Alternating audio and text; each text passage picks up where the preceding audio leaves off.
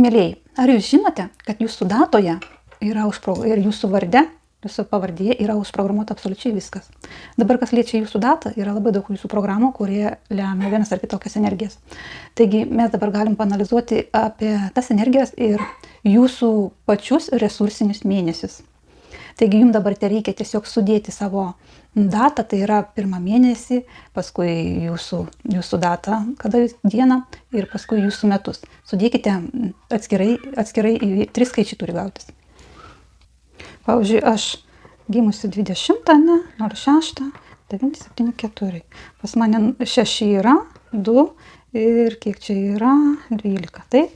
Taigi piešime dabar ciferblatą. Ciferblatą čia yra 0, ne? Skaičiuojama, ne?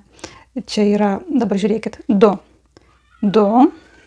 6, 6, taip, ir 12. 12, ne? Tai mano patys resursiniai mėnesiai yra 12, 2 ir 6, ne? Tuo tarpu visa tai, kas eina nuo pagal laikrodžio rodiklę, ne? Va, taip.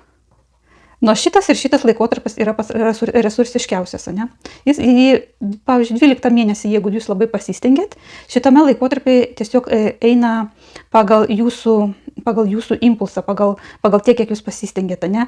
Paskui vėl jūs yra resursiškas mėnuo, jūs gaunate pelną, jūs gaunate visus resursus, visą konstruktyviausias ir energetiškai, ir finansiškai, ir tiek pat ir materiališkai. Yra antras mėnuo, taigi visas šitas laikas, jisai yra resursinis.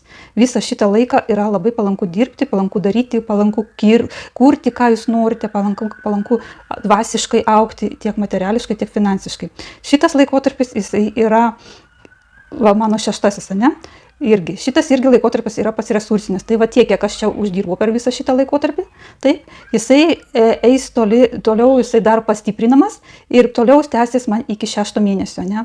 Ir 6 mėnesį gausiu jau tą pelną, tą resursą, tą, ką aš uždirbu per visus šitus mėnesius. Pasistengiu, ne, dar šitą mėnesį aktyviai padirbu ar kažkas tai, ką dar reikia man padaryti, pasigalvoju, ką aš ateičiai noriu pasigalvoju ir visą šitą laiką jau eina tik tai pagal impulsą. Jau stengtis nereikia, jau energijos ves tik tai pagal impulsą. Taigi, kaip jūs su kokia data, kokią jūs norite, pasianalizuokite ir jeigu kažkokių klausimų kyla, prašom rašykite.